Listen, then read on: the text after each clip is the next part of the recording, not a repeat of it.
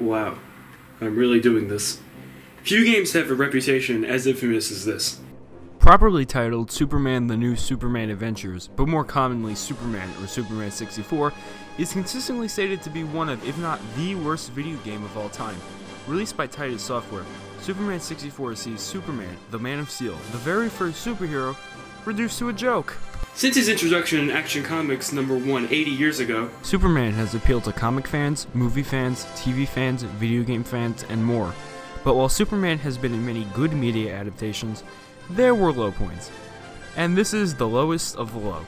Superman 64 is loosely based on the critically acclaimed animated series which ran from 1996 to 2000. It even uses archival voice recordings of the main cast. I doubt they had any say in this. The game's development was a disaster, with Warner Bros. Strictly limiting what Titus could do, and the game's producers stating that this was the first game where players experience what it's like to be a superhero. If that was his intention, the superheroes must suck. I'm not ready for this. No one is. No one should have to do this.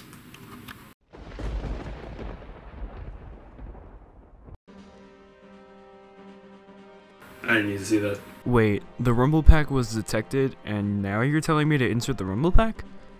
Huh. The Rumble Pack doesn't really do much in this game anyway.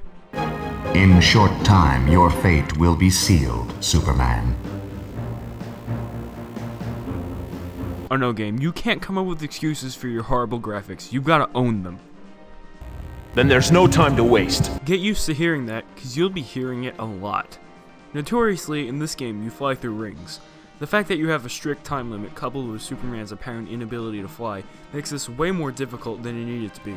If you don't go through all the rings in time, Lex wins. And Lex will win a lot. You can only miss 3 rings, which are in gold. The green ring is the one you're supposed to go through, and flying through a gray ring will cause Lex to win. Pretty much not doing it perfectly will cause Lex to win. And if you stop flying, it's hard to start flying again. Pretty much goofing off will cost you the mission, but whatever, it's just flying through rings.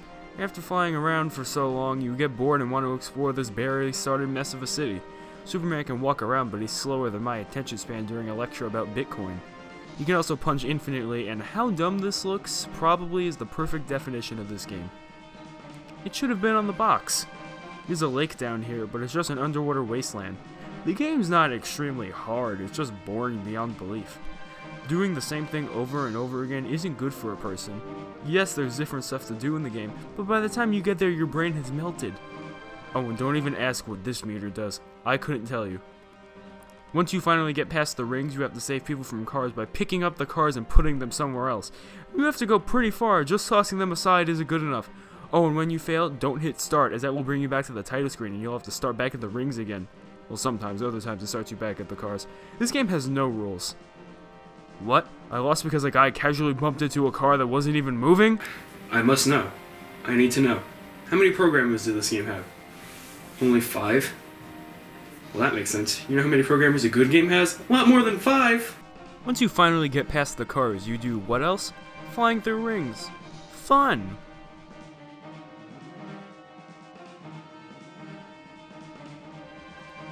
Now that I think about it, Lex has created the ultimate torture.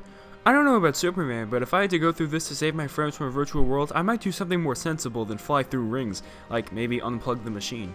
But if this is the only thing Superman can do, then Lex has already won. Once you get past those rings, you have to move the police car to the end of the road.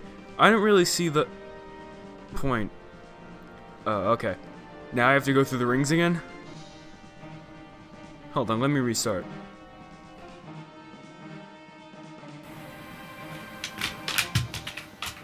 I'm back at the beginning? No. Who thought this was a good idea? Oh crap. Sorry about that. You might think I'm done. I thought I was. But then I came across this at the thrift store, Superman Shadow of Apocalypse.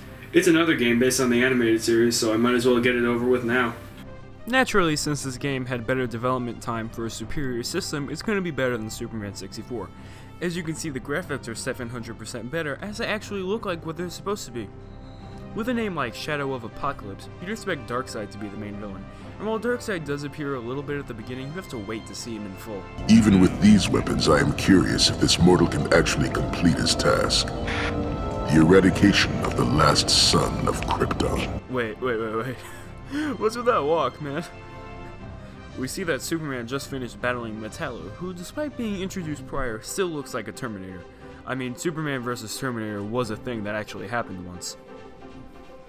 Meanwhile, Lex is on the phone with someone in Apocalypse who's giving him weapons. The man refuses to give his name, but he's presumably one of the new gods. Here we have our first level, A Day in the Life. And? That's literally an incomplete level name, guys. By the way, that's the loading bar. It's still going.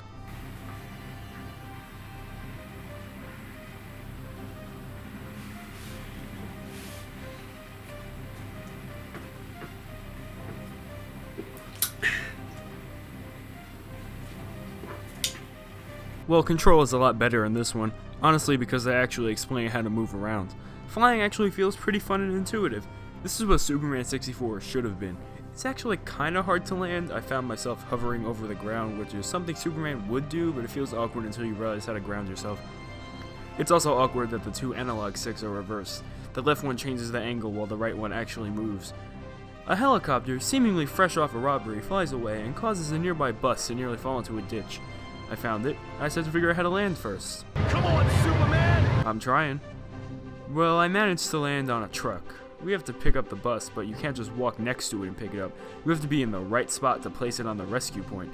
And might I say, this bus is very obnoxious. I'm trying to move it, but I can't because it can't fit in the space between the pole and the building. Now I have to take it the long way. But whoops! The oil tanker caught on fire because, you know. Superman has to use his super breath to blow the fire out.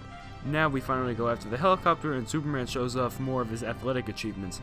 Anyway, we finally force the helicopter to land and proceed to beat the ever-living crap out of it. But that does nothing, and the super breathing seems to be ineffective, so I don't know.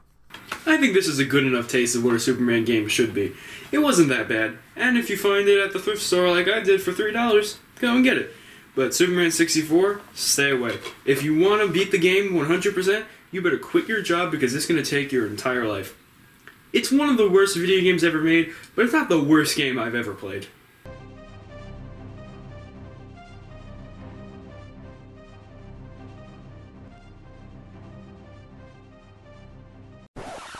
Wait, why do I hate this?